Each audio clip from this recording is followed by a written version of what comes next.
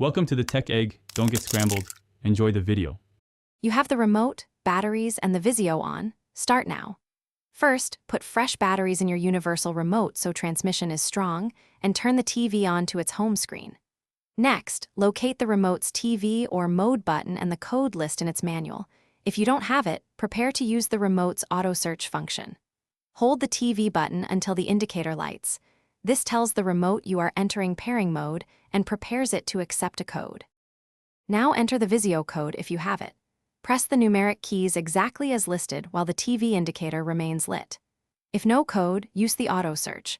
Press and hold the code search button, then repeatedly press the power or channel up key to cycle codes. Pause briefly after each command to watch the TV. Once the TV reacts, turns off or mutes, stop the search immediately and lock the code by pressing the TV or OK button as instructed. This saves the work. Finish by testing essential controls: power, volume, input, and mute. If all respond correctly, you're done. Make sure you save the code per remote instructions.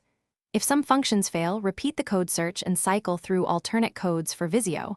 Sometimes one code maps only partial functions.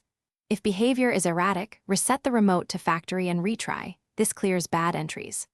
One key tip: test during the scan slowly, and when the TV responds, immediately save the code so you don't overshoot it. Thanks for watching. Consider subscribing if I helped unscramble your problems.